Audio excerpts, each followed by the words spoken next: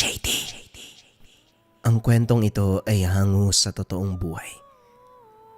Mula ito sa isa nating kabayan na itago na lamang natin sa pangalang Uso. Taong 2000, Camarines Norte. Nabuhay sa pag-aalaga ng hayop ang pamilya ni Uso. Araw-araw gumagapas ng dayami, damo, puno ng saging, at iba pang pwedeng ipakain sa kalabaw at baka. Iilang bangat ang sinisikap na makuha dahil 10 baka at 10 kalabaw ang papakainin. Hindi naman namumroblema sa paghahakot dahil merong padyak. Minsan nga, mga kalabaw ang mismong nagbubuhat. Sa tuwing maggagapas magkasama ang mga magulang, ito ang nakasanayan magmula noon hanggang ngayon. Kung saan-saan napapadpad, hindi alintana kung malayo. Ang importante, may mauwing pagkain sa mga hayop. Sa paglilibot sa lugar, nakarating sa lupain kung saan makapal at malawak ang talahib. Ganadong kumain ang kalabaw at baka dahil wala namang nababalita ang may-ari. Walang pagdadalawang isip na ginapas. Ilang ulit pabalik-balik kada hapon. Tanghali bababa ng tahanan, hapon nang makakarating. May kalayuan dahil sa karatig bayan. Sa dulo ng talayban, may nag-iisang tahanan sa lilim ng siningwelas. Magmula sa araw na napadpad doon, hindi pa namataan na merong tao. Palaging sarado at wala talagang bakas na may nakatira pa pero may bahay. Sa puntong ito may lalaki na lumabas sa tahanang iyon. Nang masipat sila, kumuha ng sako at karit. Sa hindi malamang dahilan ay nanggapas din. Hindi nakapagsalita ang mga magulang ni Uso. Maging ang binata kakaiba ang dating ng lalaki. Para bang mabangis na hayop. Kinikilabutan sa oras na makita. Hindi na muna sila nagbigay ng reaksyon. Nagpatuloy sa paggapas hanggang sa mapuno ang mga bangkat at sako. Matapos maisaayos ang padyak, nagsimula na silang lumakad. Habang papalis, sinulyapan ni Uso ang lalaki. Tumigil na ito sa paggapas, nakatanaw sa kanila. Akala ko walang tao sa bahay, yung pala meron. Hindi ba kayo kinikilabutan nung nakita siya? Ang bigat ng presensya. Parang may kung ano sa kanya na mahirap ipaliwanag. Wika ni Nanay Donya. Yon na nga rin sana ang sasabihin ko. Ang mas nakakapagtaka, bakit niya tayo ginaya? Gumapas din. Pero napansin niyo ba sa tagal ng paggagapas, wala man lang kahit isang bungkos na nailagay sa sako? Ay nako, wag na nga natin pag-usapan. Kinikilabutan ako. Wika ni Tatay Romel. Binalikan ng binata sa isipan ang pangyayari. Tama ang ama. May katagalan sa paggagapas ng talahib ang lalaki. Pero ang nakakapagtaka, wala man lang itong nailagay sa sako. Wala talaga kahit isang dahon man lang. Para bang ilusyon ang nakikita. Nang mga sumunod na araw, doon pa rin ang punta nila. Hindi rin maintindihan dahil sa lawak ng lupain na dinadaanan, wala man lang talahib. Makapalang damo at halaman, pero wala sa mga yon ang makakain ng kalabaw. Naubos na rin ang pananim ng saging, kung kaya't sa kabila ng kaganapan ng mga nagdaan, bumabalik pa rin. Sa kabutiang palad sikat pa ang araw ng makarating. Nagmamadali sa paggapas. Mabilis ang kilos pero nagulat na lamang nang makita ang lalaki. Nasa unahan na ito. Naggagapas din. Hindi malinaw ang muka dahil sa malaking sombrero. Nakayuko. Tutok na tutok sa ginagawa. Sumenya si Tatay Romel na huwag pansinin. Nagpatuloy sila sa paggapas. Nagmamadali para makauwi kagad. Biglang nakaramdam ng kakaiba si Nanay Donya. Nagsusuka, nahihilo, Panay ang sulyap sa lalaki. Mababakas ang takot. Nakiusap na umuwi na sila. Sumunod naman sina Tatay Romel at Uso. Pagdating ng tahanan, pinaliwanag ni Nanay Donya ang pangyayari. Bigla na lang nakarinig ng boses. Parang may sumasakal. Dahilan para maduwal. Hindi lang ito. Pagtingin sa lalaki, nakatitig ang nanlilisik na mga mata. Parang nanlalamon. Naguguluhan si Uso dahil hindi naman tumingin sa kanila ang lalaki. Nakayuko lamang ito at abala sa paggagapas. Ito din ang pansin ni Tatay Romel. Sigurado ka ba, Tonya? Hindi naman nag-angat ng tingin ng lalaking yon. Baka naman gawa lang yan ng pagkalipas ng gutom. Hindi ka nag-agaan kanina. Matagal ka rin nagtangalian. Romel, alam ko nangyayari dahil ako nakaranas. May kakaiba talaga sa taong yon. Tignan mo, gumaya na naman sa atin. Nangapas din siya. Huwag na lang tayong bumalik doon, kinakabahan ako, baka sa susunod, mas malala pa ang gawin niya. Tahimik na inalala ni Uso ang lalaki. Mula sa unang pagkatagpo hanggang sa nangyari kanina, sumakit ang ulo dahil kahit anong isip, hindi maunawaan ang presensya nito. Kaya naman nagkipit balikat na lamang. Pagsapit ng hapon, lumiban sa paggapas dahil marami pang nakatambak. Pumunta si Uso sa tahanan ng kaibigan para maglibang. May papag sa lilim ng mangga kung saan sila palaging nakatambay. Habang nag-uusap, nasipat ng binata ang lalaki. Naggapas ito ng damo. Sinubukang baliwalain pero naagaw pa rin ang atensyon dahil panay ito ng sulyap sa kanyang kinaroroonan. Ang nakakapagtaka, nang tanungin ng mga kasama, hindi nila nakikita ang lalaki. Sa madaling salita, kay Uso lamang nagpapakita. Gayon pa man naunawaan ng mga kaibigan, hindi siya iniwanan ng mga ito o pinag-isipan ng masama. Gumawa ng paraan ang mga kaibigan. Kumuha ng kamangyan ang isa. Pinausok. Tinambakan ng mga dahon ng suwa. Epektibo naman dahil unti-unting lumayo ang lalaki. Hindi nagpahalata na takot. Dahan-dahang umusad palayo. Nang mawala, saka nagpaalam si Uso para iparating sa mga magulang ang kaganapan. Hindi makapaniwala sina Tatay Romel at Nanay Donya kung tutuusin masyadong malayo ang Karatig Bayan na lampas oras ang paglalakbay. Sa palagay nila, sila ang sinundan ng lalaki.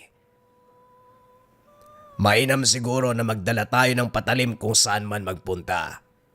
Hindi natin alam kung anong pakay ng lalaking yon. Mas mabuti ng handa kaysa maunahan. Kung sakali mang magtangka, huwag kayong mag-aalangan na tagain. May kinalaman kaya ito sa nararamdaman ko kanina. Nakamoy ako ng napakalansa. Bigla ko naduwal. Mababaw na lang din ang paghinga ko. Kinilabutan bigla.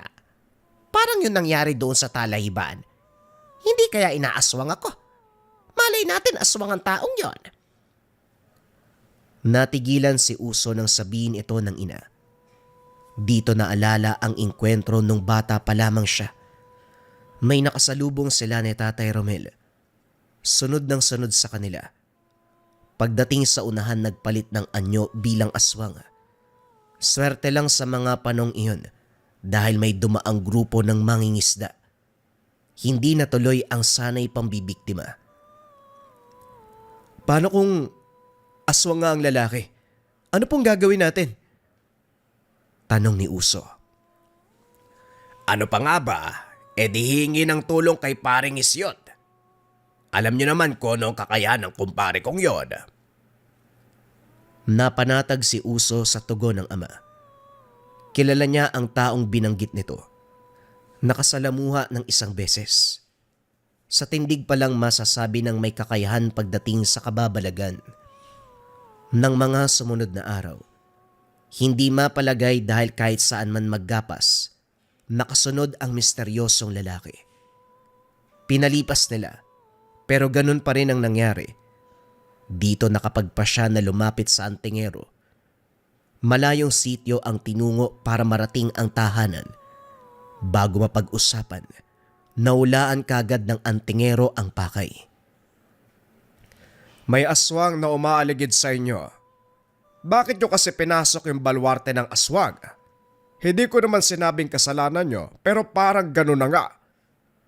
Ay nako, hindi bale na, gagawin ko na paraan. Anong balwarte pare? Yung malawak na talayban sa kabilang bayan ang pinuntahan namin. Hindi kami nang imasok sa kung sinong teritoryo. Yun na nga ang tinutukoy ko. Balwarte ng aswang ang talayban na ginapas nyo. Ilang ulit pa kayo nagpunta roon. Kung sana nagpaalam kayo bago gumapas, hindi sana abot sa ganito. Manong, baka pwede niyong magawa ng aksyon kagad. Si nanay po kasi may nararamdamang kakaiba kapag nasa paligid yung lalaki. Mainam siguro kung papapuntahin dito si Donya upang masuri ko ang kalagayan para mabigyan ng naaayon na aksyon ng aswang. Kagad sinunod ng mag-ama ang payo nito. Umuwi. Dinala si Nanay Donya. Kaso nga lang, sa daan palang binulabog na ng aswang. Bawat lingon ng binata na sisipatang lalaki, ganun pa rin ang ginagawa. Gumagapas ng damo. Maging ang suot ay walang pinagbago. Binilisan ng kilos pero pagdating sa unahan, nakita na naman nila ito. Humantong sa punto na sukdulan ang takot, kung kaya't si Tatay Romel ang nagsimula ng usapan. Magandang gabi. Pare, gusto ko lang sanang itanong kung anong meron. Panay ka ng sunod sa amin Meron ba kaming nagawang mali? Sa puntong ito, nag-angat ng tingin ng lalaki. Walang nababanaag na reaksyon, kundi ang panlilisik ng mga mata. Tumitig ito sabay turo kay Nanay Donya. Anong kailangan mo sa nanay ko? Huwag mo siyang ituro ng ganyan ha. Magsalita ka kung anong pakay mo sa amin. Wika ni Uso. Itinago ang ina sa likuran. Hindi nagsalita ang lalaki. Panay titig, panay turo. Nang mainis si Tatay Romel, humugot ng itak sabay indak. Magsalita ka! Anong kailangan mo sa pamilya ko? Kung may masama kang balak, mas mabuti pang wag mo nang ituloy dahil papatayin kita bago mo magalaw ang pamilya. Nanlaki mga mata ni Uso nang sa isang iglap. Nakalapit na ang lalaki. Sinakal si Tatay Romel. Sumigaw naman si Nanay Donya nang makitang umagos ang dugo. Sa muling pagkurap nasa malayo na ang lalaki. Akmang susundan, pero biglang nawala. Imbis sa ina ang ipasuri, ang ama ang prioridad dahil sa kanyang kalagayan. Napailing na lang si Mang Isyot dahil malala ang sugat. Umabot sa ilalim ang kuko ng aswang. Nahirapan itong huminga. Nagaagaw buhay. Nagsisermon habang ginagamot ang pasyente. Aniya, hindi dapat kinausap ang lalaki dahil sa oras na makaramdam ng kaunting banta. Kagad itong susugod. Paulit-ulit ang pagpatak ng langis sa bibig ng pasyente. Pinapatigil ang pagdurugo ng sugat sa pamamagitan ng pagdiin ng telang binabad sa sagradong tubig. Sinabayan ng pagsambit ng orasyon. Ang dugo na dumikit sa tela ay piniga sa isang lagayan. Tinipon para sa susunod na akbang. Sa kabutiang palad, matapos ang mahabang oras ng pagsusuri, naisalba ang buhay ni Tatay Romel. Hindi muna pinakilos dahil pinuluputan ng makapal na tuwalya ang leeg. May nakapaloob na gamot at langis. Pinagbawal muna ang pagsasalita. Sunod na inasikaso ni Mang Isyot ang naipon na dugo mula sa sugat. Katuwang si Uso sa pagpapakulo ng tubig, kasama pa ang ilang halamang ugat, kaya nakikita ng binata ang bawat hakbang ng albularyo. Ang kumukulong tubig ay pinapataka ng langis. Hinaluan ng papel na sinulatan ng dasal. at saka ang sagradong tubig. Hinalo-halo ang lahat bago ibabad sa pinigang dugo mula sa ugat. Habang inaantay ang tamang oras ng paghango, binasa ng matanda ang libreta. May pagkumpas ng kamay pagkatapos at saka hinango ang kaldero. Inakala ni Uso na ipapainom ito sa kanyang ama, pero kumuha lamang ng 3 patak ng likido ang albularyo at saka pinainom sa isang sisiw. Pagkatapos, hinayaan niya itong lumakad palayo. Hindi naglaon. Bumaling sa ama at muling naglapat ng dasal. Nag-abot ng isang baso ng sagradong tubig. Paano na lang kaya kung kayong 3 ang inatake ng aswang? Hindi ako magkakandara pa sa paggagamot. Malaki ang tatrabahuhin. Bakit hindi na lang kayo nagmadali sa pagpunta dito? Pinansin pa talaga ang aswang. Susunod talaga yon kasi kayo ang gustong biktimahin. Hindi naman po namin alam na gano'n ang mangyayari, Manong. Si tatay po ba, ligtas na? Oo, pagpapagaling na lamang ang kulang. Hayaan niyo siya rito sa tahanan ko para masuri at malapatan ng gamot kada oras. Sige po, si nanay po. Gusto ko masuri niyo rin. Tungkol ba ito sa napag-usapan nung nakaraan? Hindi na kailangan dahil sa puntong ito, kusang inalis ng aswang ang sumpa sa kanya. Nilipat sa tatay mo. Pero yun na nga, tinanggal ko na rin. Wala nang dapat alalahanin sa kalagayan ng ama mo, maayos na siya. Sugat na lamang sa balat ang aantay nating maghilom. Sa kabilang banda pala, kailangan nyo mag-ingat dahil duda ko sa aswang. Kung titigilan kayo, maibibigay akong tubig. Huwag nyo hahayaang malakaran dahil mawawala ang bisa. Huwag itrato ng basta-basta dahil banal na tubig to. Tumango si Uso. Tinanggap ang 2 garapan ng tubig mula sa albularyo. Binigay sa ina ang isa. Binulusa ang natira. Sa puntong ito, si Uso na lamang ang umuwi sa kanila. Inihabilin kay Mang Isot ang mga magulang para masigurado ang kaligtasan. Sa kabila ng kaganapan, patuloy pa rin ang buhay. Binenta sa bayan ng baka, alinsunod sa utos ng ina. Nagsugbit na rin ng itak at sako na sisidlan ng magagapas na talahib sa daan. Pagkatapos ng bentahan, nagmamadali sa pagbalik. Maghahanap pa ng mga dahon na pwedeng ipakain sa mga alaga. Sakto namang napadaan sa mayayabong na damo. Ginapas sa mga ito. Sa hindi inasahan lumitaw ang misteryosong lalaki. Sa pagkakataon, may hawak na karit.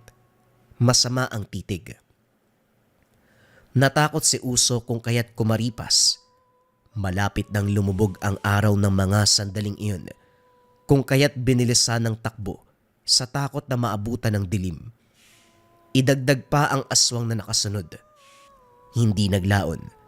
Humarang ito sabay titig. Unti-unting sumikip ang dibdib ni Uso. Nahirapang huminga sa hindi malamang dahilan. Sa isang iglap, nasa harapan na ito. Nanginginig ang buong sistema ng binata. Tanggap sa sarili na anuman ang kahahantungan. Pero laking gulat nang magbago ang reaksyon.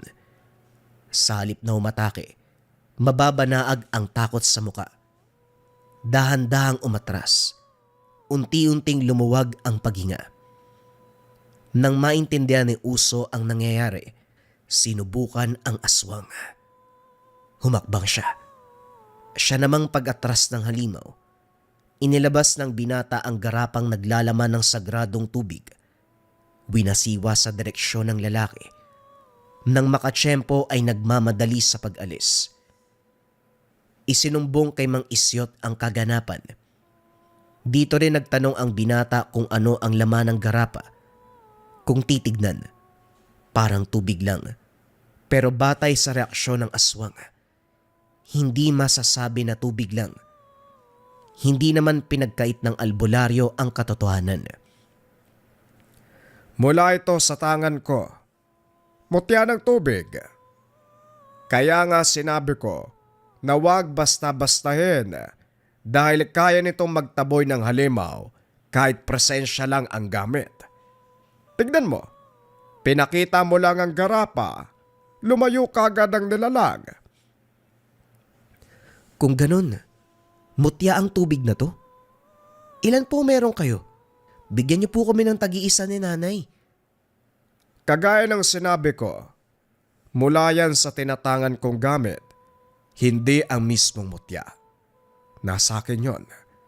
Kinakargaan ko lang ng dasal at bisa ng mutya ng tubig na yan para kahit papano epektibo pa rin. Bago pa lang ang kaganapan, kaya hindi nakakapagtaka na nagpakita sa inyo ang aswag. Huwag kang mag-alala.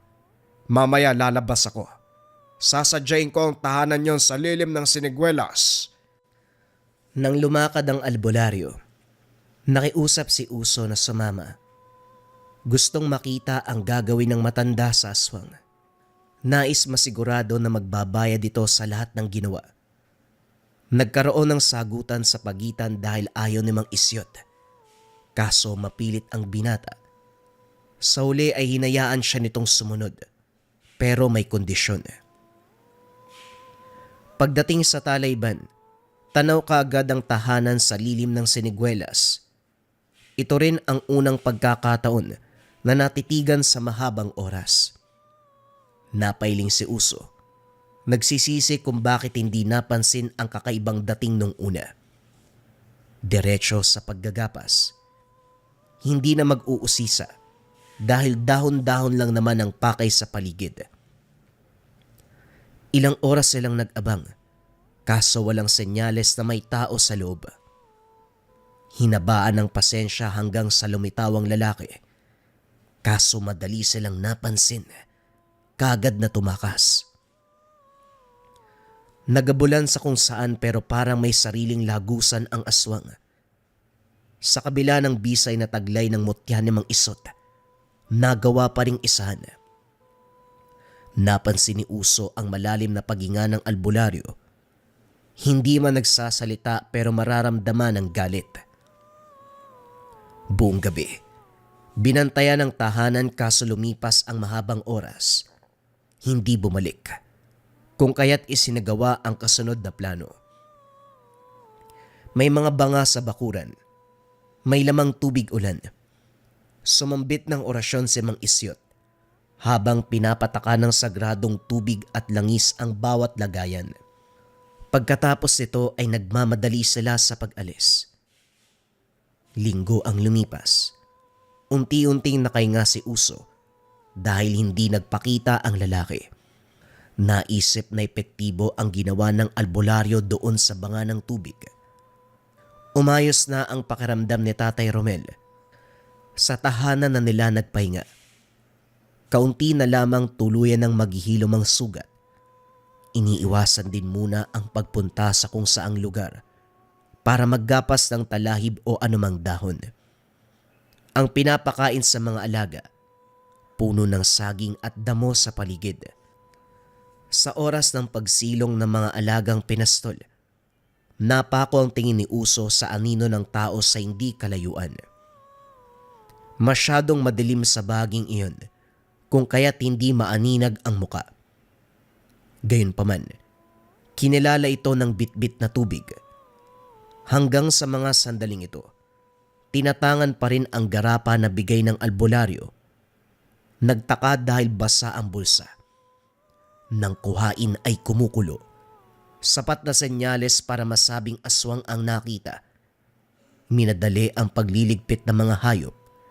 Kumaripas ng takbo sa tahanan para balaan ang mga magulang. Tahimik na nagmamasid habang dinarama ang presensya ng nilalang. Hindi naglaon umalingaw-ngaw ang sigaw nito na parang naghahamon. Mariin din ang kaluskos na mga kuko at malalakas na yabag. Kanya-kanya sa paghatak ng patalim ang lahat, panlaban kung sakali. Hindi nagtagal, kumalampag ang bahagi ng dingding. Ilang ulit kinalmot hanggang sa nagdulot ng butas-butas. Mabilis ang kilos ni Uso. para abutin ang lampara. Sinindihan, sabay hagis sa bintana. Swerte namang tumalsik ang gaas sa aswang kung kaya't kumalat ang apoy. Sa kabutiang palad na itaboy sa ganong paraan. Subalit ang inakalang tapos na. Isang maling akala. Dahil makaraan ang ilang oras, bumalik ang aswang. Mas mabangis. Mas malakas. Diyos mio, anong gagawin natin? Papatayin tayo ng aswang na yan. Siya pa rin ba yung misteryosong lalaki sa ilalim ng sinigwelas? Wala hong iba. Siya lang naman ang naglalakas ng loob eh. Nang tumindi ang banta ng aswang, hindi lang dingding at bubong ang binutasan. Nagkaroon ng ideya si Uso ng makapa ang bulsa. Walang ideya kung gagana pero sinubukan pa rin. Sa sandaling dumaan ang nag-aapoy na bahagi ng halimaw, isinaboy ng binata ang likido. Diretso sa apoy na siyang lalong nagpaliyab. Sa hindi malamang dahilan tumilapo ng aswang kasabay ng sigaw. Daing ng daing. Natatarantang lumayo. Makaraan ng ilang sandali tuluyang pumayapa ang paligid.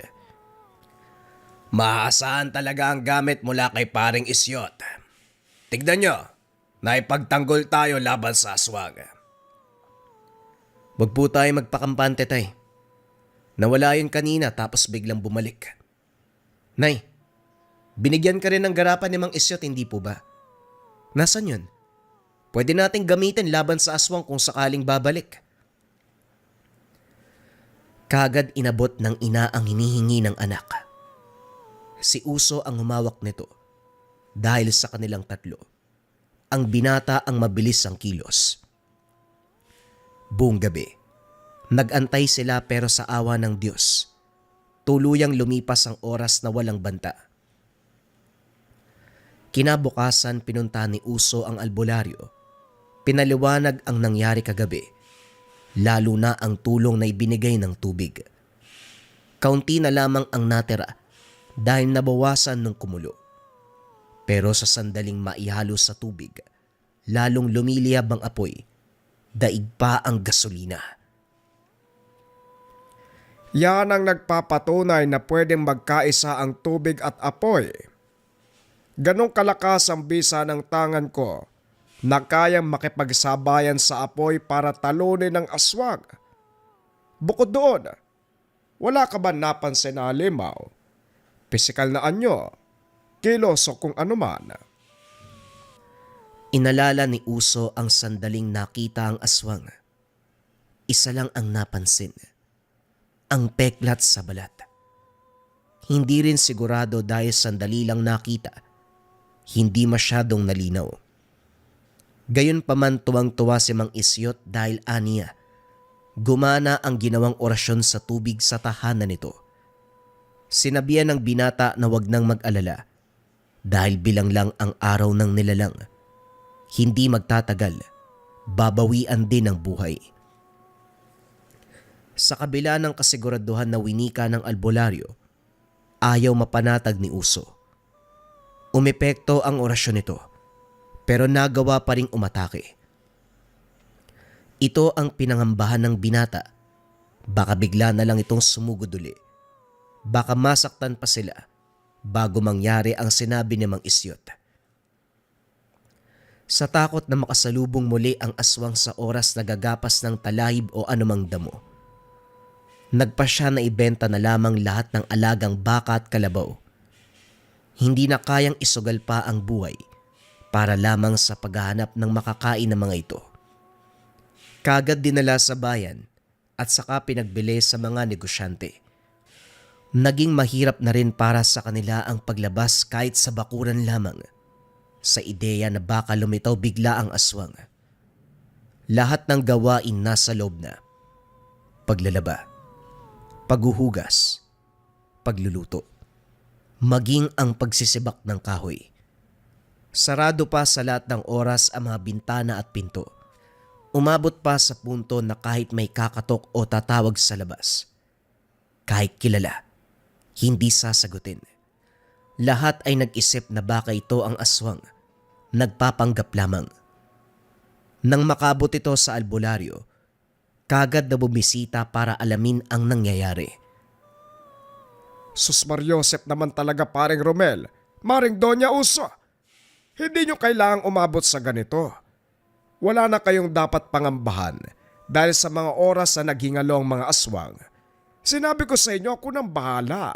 Wala ba kayong tiwala sa akin? Hindi mo naman masisisi kung bakit kami nagkaganito. Ikaw ang nag-iisang saksi sa pambibiktima ng aswang na yon sa pamilya ko. Hindi mo ba naisip ang ganitong epekto? Takot ang pinag-uusapan dito, pare. Alam ko, pero natatakot lang kayo sa wala. Dahil ang aswang ay nasa tahanan niya na. Nag-iingalo, nag-aagaw buhay. Nag-aantay na lang kung kailan siya mamamatay. Kung gusto nyo puntahan natin para malaman nyo Hindi naman sa wala kaming tiwala, Manong. Natakot lang talaga kasi kami sa karanasan namin. Kaligtasan ng bawat isa ang prioridad namin ngayon. Ang kaligtasan ay nakukuha ba sa pagkukulong? Ginagawa niyong mangmang ang mga sarili nyo. Mababaliw kayo kapag nagpatuloy ang ganyan. Tignan nyo ang labas. Wala namang aswang. Sa kabila ng pangungumbinse ni Mang Isyot, hindi pa rin bumigay. Naunawaan naman ni Uso ang punto. Ayaw ng albularyo na mabuhay sila sa takot, na umabot sa puntong tuluyan ng lamunin ng kilabot ang bawat sistema.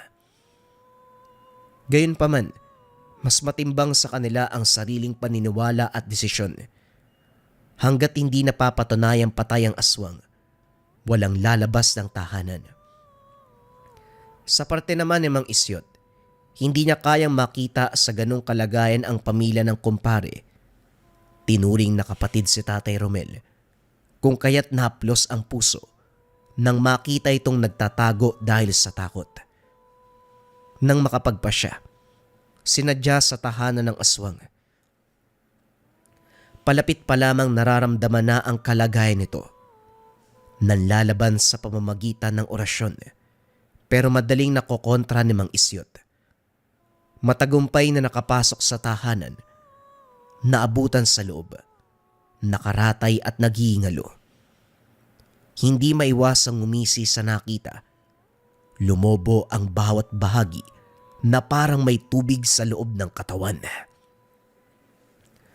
Ilang ulit akong dumaan sa lugar na ito.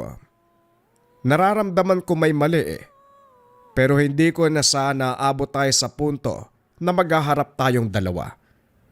Malas mo lang dahil pamilya ng kinakapatid ko ang dinali mo. Nagbigay na ako sa iyo ng babala kaso masyado ka nagmamatigas. Umatake ka pa ng ilang ulit. Ano ba talaga ang pakay mo? Parang gusto mo lang silang biktimahin kahit nagbabala pa ako. Umungol ang lalaki na parang asong handang kumagat. Gayunpaman hindi hinayaang makapagsalita. Inilabas ang mutya ng tubig. Ikinabit sa leeg nito. Nilapatan ng orasyon hanggang sa unti-unting nalagutan ng hininga. Hindi nagtagal. Malamig na bangkay na lamang ito. Matapos makuha ang mutya, muling sumambit ng orasyon para burahin ang bakas ng pagsadya niya. Iniwang nakahandusay ang katawan ng halimaw. Nakarating sa pamilya ni Uso ang ginawa ni Mang Isyot.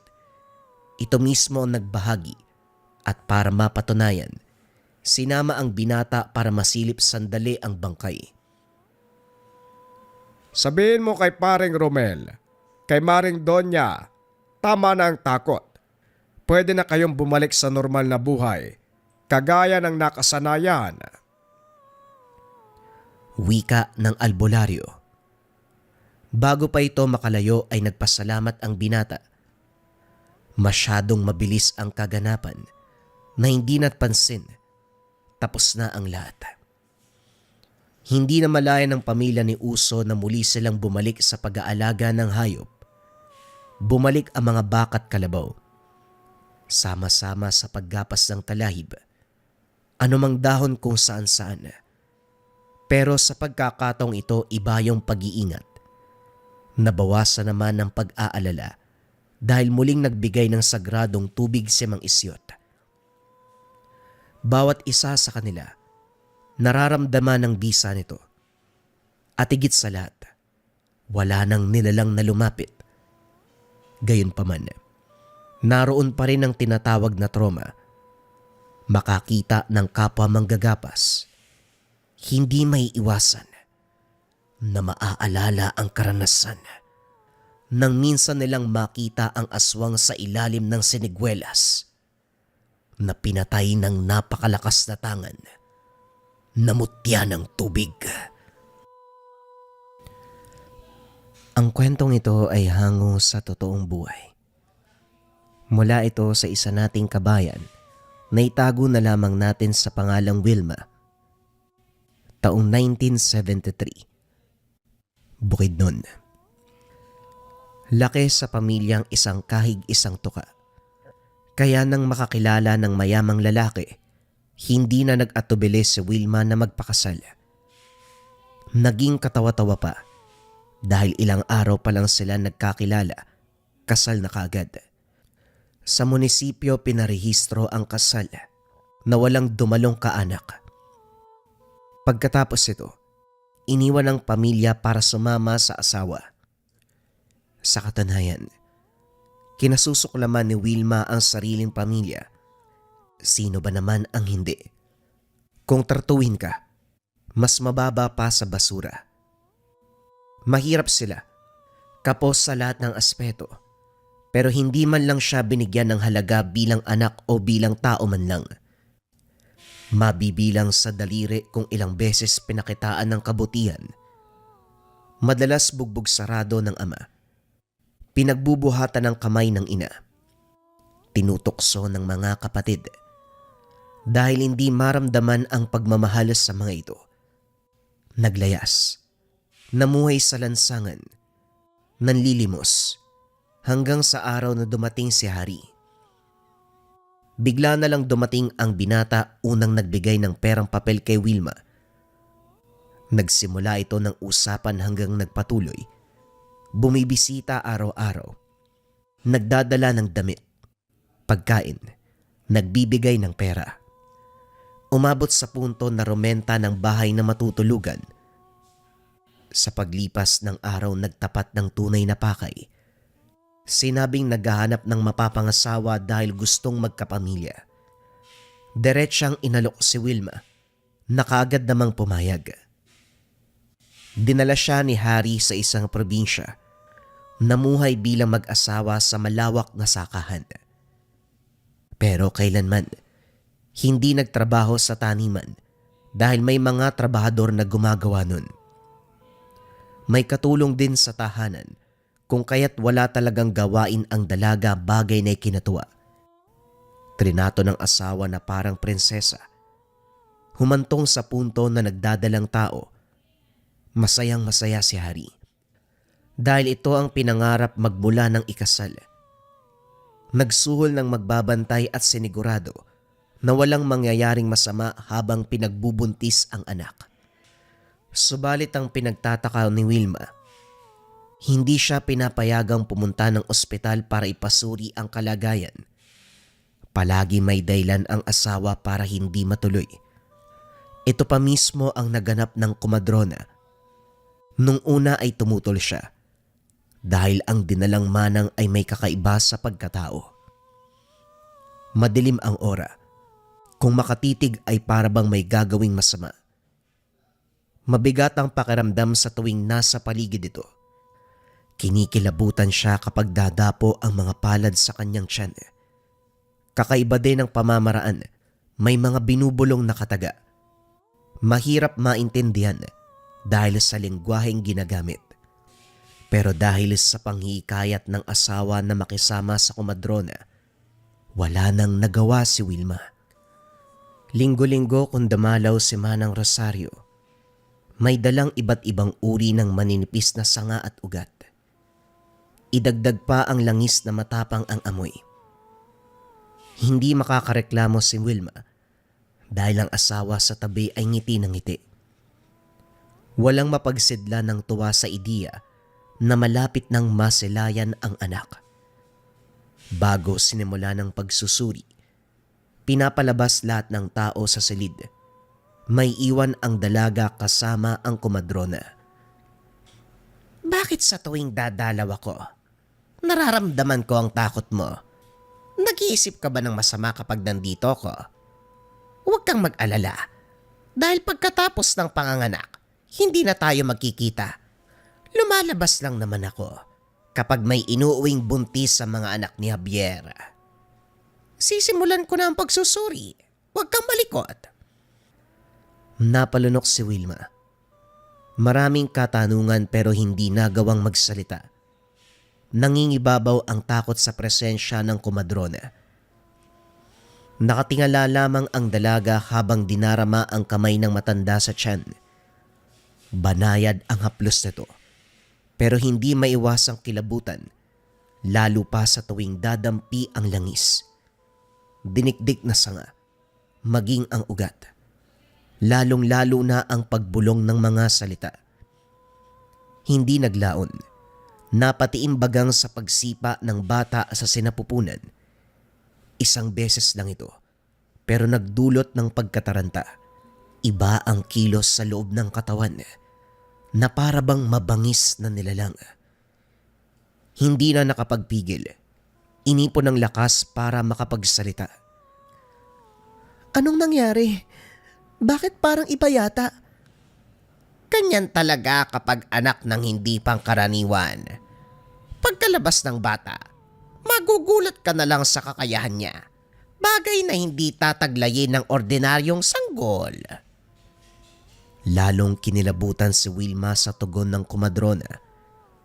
Umalingaw-ngaw sa gilid ang halakhak nito. Matapos ang mahabang pagbigkas ng salita, maging ang paghaplos ng tiyan, tinigil ni Mang Rosario ang pagsusuri. Walang pagdadalawang isip na lumabas ng silid. Ni hindi man lang tinulungan si Wilma na mag-ayos. Inantay ko may papasok ba para umalalay sa pagbangon. Pero pagkadismaya ang bumungad kay Wilma, walang pumasok sa kwarto. Wala ring maririnig na boses sa labas. Sa oras ng hapunan, nag-iba ang pakikitungo ng asawa. Ngumingiti pero hindi umaabot sa mga mata. Nagbago ang trato. Kung dati mahal na mahal, ngayon ay parang unti-unting pinaramdam na hindi siya kailangan sa oras na mailuwalang sanggol. Hindi ito umiimik. Panaykain hanggang sa matapos. Bago tumayo, nagsalita si Wilma. Harry, anong meron? Bakit parang nanlalamig ka na? May problema ba? Sinubukang abutin ng kamay ng asawa pero umiwas ito. Wala naman. Bilisan mong kumain at matulog ka na pagkatapos. May lalakarin lang ako ngayong gabi. Mahalagang bagay para sa anak ko. Huwag mo kong antayin. Bukas pa ako babalik. Bagaman sumagot, bakas na bakas ang panlalamig. Umalis ito na hindi man lang humalik sa noo, bagay na palaging ginagawa noon. Dahil sa kilos ng asawa, dito sinampal ng katotohanan si Wilma. Aniya sa sarili, marahil ang pakay ni Harry ay ang magkaanak, hindi ang malin siya. Naunawaan ang matatamis na salita dati, ang magalang na pagtrato. Lahat ng ito ay para lamang makuha ang loob niya. Ngayon na pinagbubuntis ang bata, nagsimulang magbago ang lahat. Kinabukasan bumalik ang asawa. Napako ang tingin ni Wilma sa dala nitong pusa. Kulay itim pero kakaiba ang presensya. Nanlilisik ang mga mata. Walang kurap na nakatitig sa kanya. Kinilabutan siya sa hindi malamang dahilan. Hindi lang yun. Halos linggo-linggo umaalis si Larry. At sa bawat pagbalik, pusang itim ang bitbit. Walang ideya kung saan ito tinatago dahil wala naman sa tahanan. Sa tuwing magtatanong ay hindi rin sasagot. Pero matapos ang pusa, uwak naman ang dinadala ni Harry. Walang pinagkaiba. Nanlilisik ang mga mata. Nakakakilabot ang presensya. At ang pinakamalala, ito ang gumigising tuwing umaga. Magsisimula pa lang ang araw pero takot kagad ang sasalubong. Habang siya ay naguguluhan sa nangyayari, tuwang-tuwa naman ang asawa. Hari, aminin mo nga sa akin. Ano ba talagang balak mo? Hindi mo na ako napapansin, oh. Natatakot na ako. Huwag ka matakot sa kilos ko. Ang dapat mong katakutan yung nasa sinapupunan mo. Hindi mo mauunawaan sa ngayon pero pagdating ng araw, kapag nasilayan mo ang bata, malalaman mo. Wika ni Harry. Ngumiti pa ito ng nakakaloko. Napalunok si Wilma sa tugon ng asawa. Nagmamadaling pumasok ng silid. Hindi na kaya pang harapin si Harry kung puro pananakot ang sasabihin. Wala na siyang ideya sa nangyayari kung kaya't naisipang tumakas. Ang problema, bantay sarado ng mga trabahador ang paligid. Dito lang din napansin na maging ang mga ito, maging ang mga katulong ay may kakaibang kilos. Hindi nagsasalita. Tumitingin lamang, nakakakilabot pa ang itsura. Naganap ng paraan para makaalis subalit anuman ang gawin, palaging may nakatingin. Walang magawa kundi magtiis at lihim na alamin ang kaganapan. Isang hapon narinig ang pag-uusap ni Harry at Manang Rosario. Malapit nang lumabas ang bata. Uwi ka sa inyo kasama yun. Anong gagawin mo sa asawa mo? Iaalay mo ba sa iyong ama o bibitayin? Hindi ko alam. Hindi ko naisip yan. Mabuting tao si Wilma. Siguro ibabalik ko sa kanila. Ang bata lang naman ang kailangan ko. Hindi matutuwa ang tatay mo kapag yan ang nangyari. Tradisyon ng angkan mo na ialay ang asawa sa kanilang ama o hindi kaya bitayin. Walang sino man ang makakaalis sa kapalarang ito. Pag-iisipan ko pero sa ngayon, ang bata ang inaalala ko. Sana kasing lakas niya si tatay para hindi ako mapaya. Kung ang bata sa sinapupunan ng pag-uusapan, wala kang dapat ipag-alala. Dahil ngayon palang ramdam ko na ang lakas niya. Higit pa sa iyong ama ang kakayahan. Mahaba ang pag-uusap, pero wala ni isang naintindihan si Wilma. Dali-daling bumalik ng silid at inalala ang kalagayan.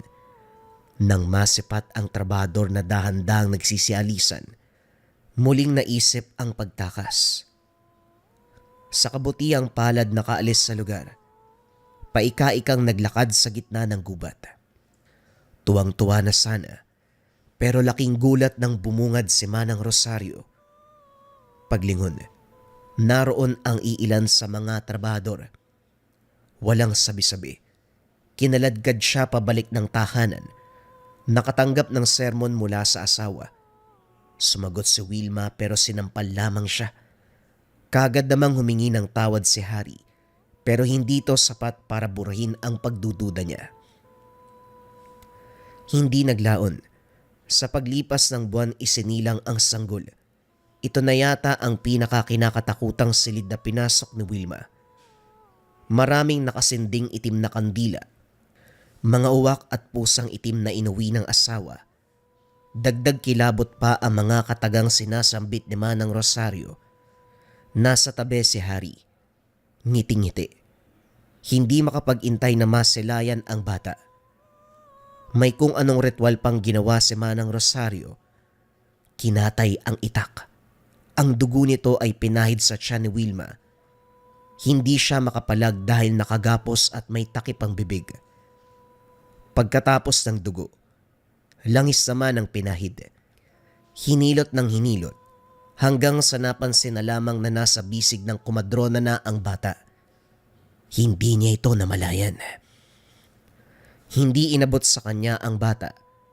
Diretso ito sa ginuwit na bilog ni Manang Rosario.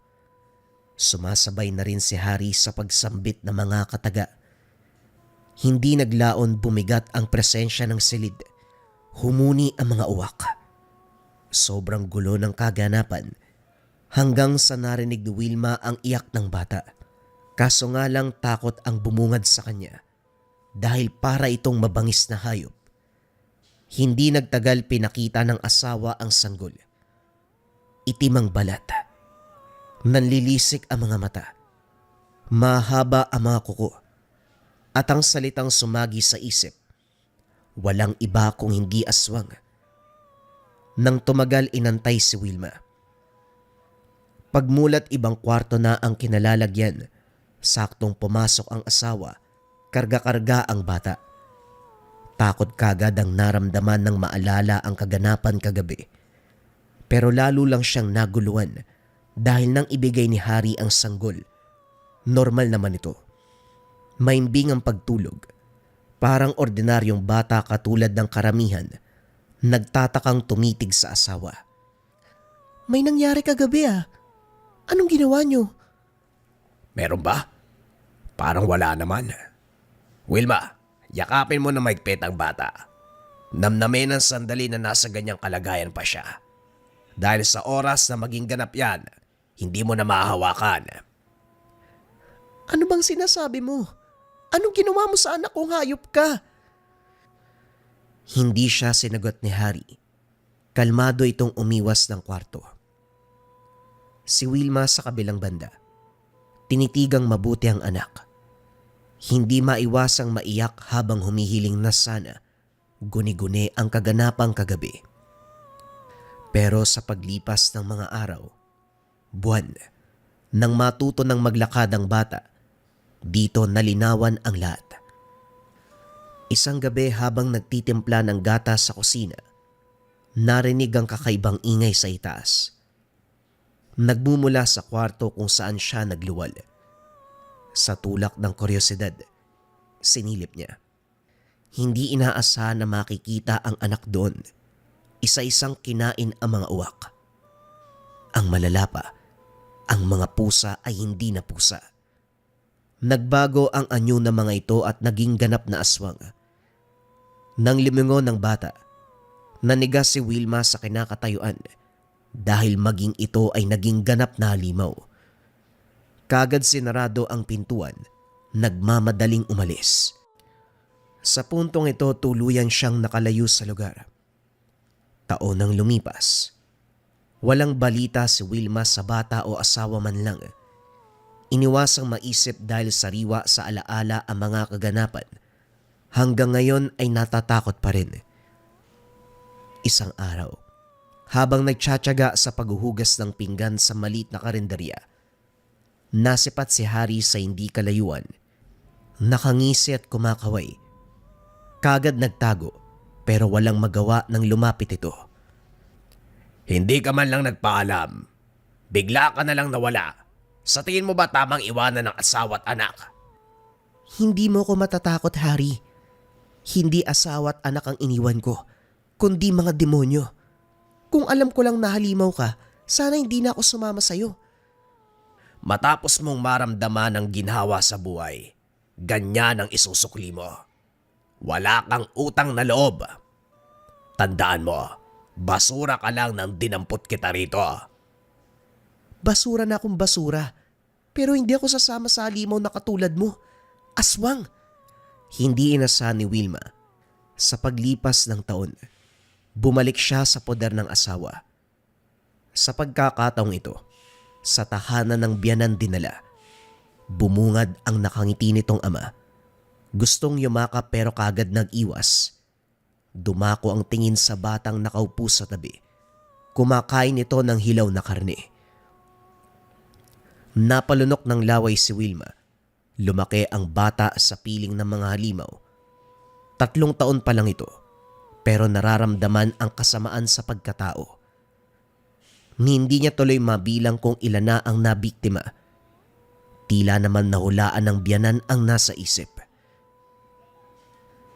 Sa kabutiang palad, hindi pa ng biktima ng tao ang apo ko. Hayop pa lang ang pinagkakabalahan. Huwag kang mag-alala dahil puro hayop pa lang ang tinitikman ng bata. Sayang lang, hindi mo nasaksiyan ang mga sandaling yon. Wika ni Mang Ponce na ama ni Harry. Kaya nga ako umalis eh. Hindi ko masikmura na may kasama akong aswang sa iisang bubong. Bakit nyo ba ako pinabalik? Anong kailangan nyo? Gagawin nyo ba akong hapunan? Nagbago ang reaksyon ni Mang Ponce. Lumapit kay Harry at sinabi kung ano. Kagad kinaladkad ng asawa patungo sa isang silid upang doon ikulong. Habang nag-aantay kung ano ang mangyayari, pagsapit ng gabi dinalaw si Wilma ng sariling anak. Kumatok ng kumatok. Hindi siya sumagot. Sumilip sa ibabang siwang ng pintuan. Nakita ang dalawang maliit na paa. Maririnig ang hagikgik ng bata. Hindi nagtagal biglang tumahimik at nagsimulang bumalot ang kilabot. May mga yabag sa dingding, sa kisame, hanggang sa paglingon. Nasa loob ang bata nang hindi namamalayan. Ang mukha nito ay bahagyang umitim. Mapupula ang nanlilisik na mga mata. Matutulis ang mga ngipin at mga kuko.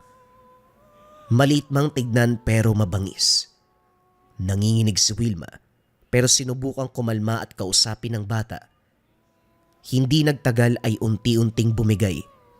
Bumalik sa normal na anyo. Dahang-dahang gumapang palapit. Niyakap niya ito.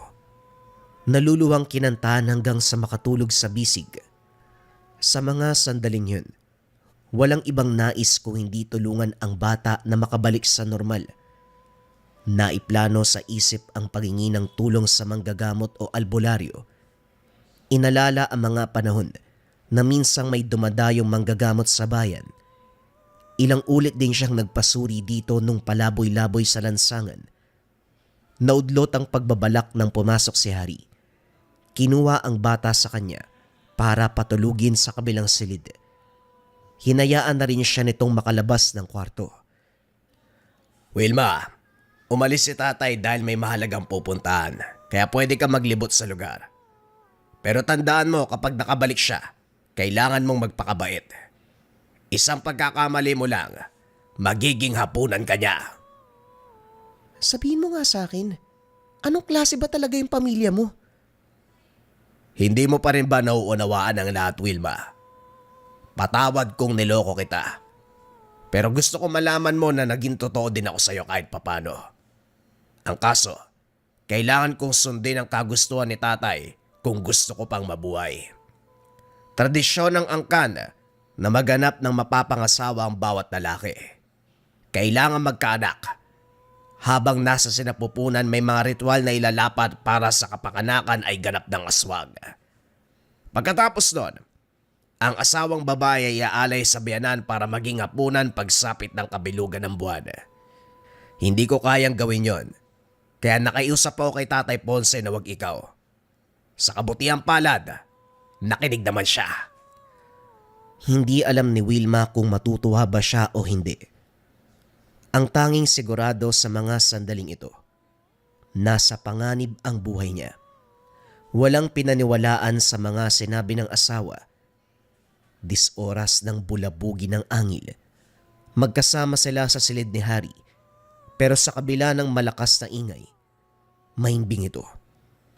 Pagsilip sa labas, kasalukuyang nag-aaway ang mga aswang sa mismong bakuran.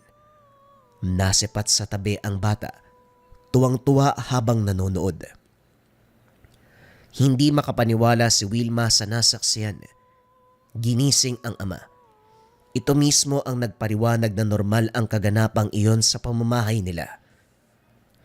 Huwag ka mag-alala. Katuwaan lamang yan na makatulong dito sa bahay para libangin ang anak natin. Tignan mo, masayang-masaya si Jan. Nagpatuloy ang tagpo. Hanggang sa masipat ang ligaw na baboy ramo. Nabaling ang atensyon ng mga aswang. Hindi naglaon ay hinabol. Kagad siyang sinaway ni Harry dahil susundan ni Wilma ang anak. Hayaan mo ang anak natin na gawin ang kagustuhan niya. Habulin man ang baboy ramo o kahit anong uri ng hayop. Huwag mong papakialaman dahil alam niya ang gagawin niya. Kagaya ng sinabi nito, makaraan ng ilang oras bumalik ang bata. Buhat-buhat ng katulong habang ang isa ay hila-hila ang tinugis na baboy ramo. Parehong may dugo sa bibig. Kaunti na lamang ang natira sa parte ng hayop. Kumatok ang katulong. Nakangiting binalik ang bata. Busog na po si Jan. Pwede niyo na pong pagpahingahin. Nakatitig lamang si Wilma. Binaba ng katulong ang bata. Ito mismo ang naglakad papasok. Diretso sa tabi ng ama at natulog. Hindi magawang sumampa sa higaan. Kahit mag-ama niya ang dalawa, naroon pa rin ang takot para sa sarili. Kinabukasan bumalik si Mang Ponce dala ang grupo ng mga kaanak. Lahat ng mga ito ay tuwang-tuwa nang makilala si Jan. Samantalang masama ang titig kay Wilma. Magkarap ang lahat sa kanya-kanya ng kain. Kahit iba't ibang putahe ang nasa harapan, hindi pa rin may kakaila ang katotohanan. Karamihan sa mga ito ay mula sa laman ng tao. Pigil ni Wilma ang sikmura. Gusto nang umalis subalit pinigilan ni Harry. Kabastusan nito para sa bisita. Maganda ang asawa mo, Harry. Pero anong nangyari sa tradisyon ng pamilya natin? Sinilang na ang bata. Malakas. Taglay ang dugo ng ating angkan. Kaya bakit buhay pa rin hanggang sa mga oras na itong babae? Hindi ba dapat nasa sikmura na yan ang iyong ama? Wika ng matanda. Ina ni Mang Ponce, lola ni Harry. Lola, nag-usap kami ni tatay tungkol dito. Nakapag-alay na rin ako sa mga ninuno natin at kay tatay mismo. Hindi man laman ang aking asawa, pero sigurado ako mapapanatili ang tradisyon ng angkan. Mapapanatili. Pero hindi laman ng iyong asawa ang inalay. Harry, mali ka ba ng intindi sa ating tradisyon? Alam ko po ang tradisyon. Ang sabi, kapag nakapag-asawa ang miyembro ng lalaki ng pamilya, layunin niyang maganap ng asawa na makapagbibigay ng anak. Sa oras na mailawalang bata, kinakailangan mag-alay ng laman sa biyan ng lalaki upang mapagpatibay ang lahi. Malinaw na sinabing mag-alay ng laman, pero kailanman hindi binanggit na asawa ang ihalay. Hindi ho ba, Tatay Ponce? Hindi mawari ni Wilma kung papaniwalaan ng asawa. Pinagtanggol siya nito laban sa sariling pamilya. Sa puntong ito, ramdam na ramdam niya ang galit ni Harry. Masama ang titig sa bawat taong nakaupo sa Maging si Mang Ponce, nakayuko lamang ang ulo. Tumango sa tanong. Nahihibang ka ba? Hindi marunong magmahal ang angkan natin. Kaya wag mong sabihin mahal mo ang babaeng yan para ipaglaban sa amin. Lola, naging mabuting apo ko sa inyo. Magmula pa noon. Kaya wag niyo po sanang kontrahin ang desisyon ko. Walang gagalaw kay Wilma hanggat nabubuhay ako. Nagtinginan ang lahat ng tumaasang tensyon. Kagad nagsalita si Mang Ponce. Nilihis ang usapan. Pagkatapos ng salo-salo nagpaalam si Wilma, sumama naman si Harry sa kanya. Walang imik sa biyahe. Hindi na mabilang ang oras sa haba. Ni hindi na alam kung saan panig ng bansa dahil makailang ulit lumipat ng sasakyan. Sumakay ng barko, bus, motorsiklo, umakyat ng kabundukan, tumawid ng sapa. Naglakad pa sa malawak na kagubatan. Tumigil sa liblib na lugar. May mga tao roon. Pinatuloy ang mag-asawa. Iniwan siya ni Harry sa mga ito at naghabilin. Ako na ang bahala sa anak natin. Ikaw na rin ang bahala sa sarili mo. Ano man ang mangyari, huwag kang babalik sa lugar. Kung sakaling may makasalubong ka na miyembro ng pamilya ko, lumayo ka. Magtago. Huwag mong hayaan na mahuli ka. Dahil sa oras sa mangyari yon ay mamamatay ka. Ito ang mga impormasyon na iniwan. Namuhay siya sa piling na mag-asawang Mang Lito at Aling Monica. Ang mga ito ay magulang ng asawa ng nakakatandang kapatid ni Harry. Nang magkagipitan noon, nasawi ang kapatid. Si Hari naman ang nagtakas ng babae. Subalit nang makatagpo ang landas sa bayan, inatake at nasawi. Nagpatuloy sa buhay si Wilma. Isang araw nagmamadali sa pag-impake. Nilisan ang lugar at lumipat sa ibang probinsya. Saka lang sinabi ni Mang Lito ang dahilan. Si Hari mismo ang nagtimbre na umalis sila dahil pinapahanap ni Lola Maring. Hindi makapaniwala na hanggang sa panahon na yun, may pakialam pa rin ang asawa. Matagal nang walang balita rito. Walang ideya kung ano ang nangyari lalo na sa anak. Gayunpaman, naniniwala siyang si Hari ang bahala dahil pareho naman silang may dugong aswang. Inalala na lamang ang sarili dahil siya ang inahanap. Inakala ni Wilma na yun na ang huling paglipat. Hindi pa pala. Nasundan pa ito sa pagkakataong sa syudad na naninirahan. Naisipan na mag-asawang Mang Lito at Aling Monica na subukan ng syudad. Ilang probinsya ang nilipatan, palaging natutuntun. Ngayon sa kabutiang palad lumipas ang dekada wala nang balita sa angkan ni Hari. Sa hinaba ng panahong dumaan, hindi maiwasan ni Wilma na masabik sa mag-ama. Kahit umantong sa ganito ang lahat, may bahagi pa rin sa pagkatao na gustong makasama sa normal na paraan. Subalit hindi mababali ang katotohanan na aswang sila Larry. Sabik man na makita at makasama ang mag-ama. Alam ni Wilma na hindi pwede dahil maaari siyang mamatay. At higit sa lahat, kapag patuloy pang pinaglaban ni Hari ang kanyang sarili na magsama silang dalawa, maaaring maging si Larry at ang anak nila ay patayin na ng angkan. Lubusan ang tinanggap ni Wilma na kailanman mas malakas ang paniniwala ng lahi kumpara sa kanilang pagmamahalan. Kailanman hinding-hindi nila mababali ang tradisyon ng mga aswang.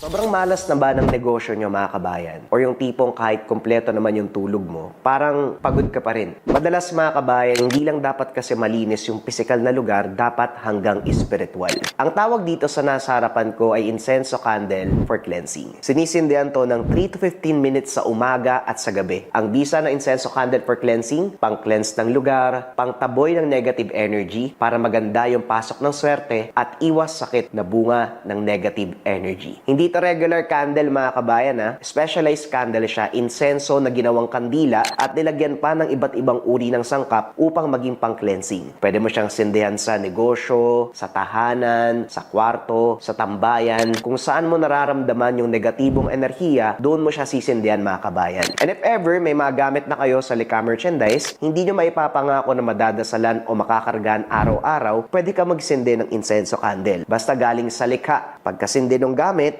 itatabi mo lang yung mga gamit doon mga kabayan, nakikleanse na siya, nakokonsagra, mas naaalagaan. Marami tayong version na pagpipilian, pwede yung regular version, yung can version, yung tea light version. Lahat naman yan mga kabayan ay specialized candles, lahat yan ay insenso, lahat yan may iba't ibang uri ng sangkap at lahat yan nariyan ang orasyon at guidelines. Kung interesado kayo sa insenso candle, makleanse ang lugar, i-visit nyo lang ang shop ng Lika Merchandise, mag-ingat sa mga scammers.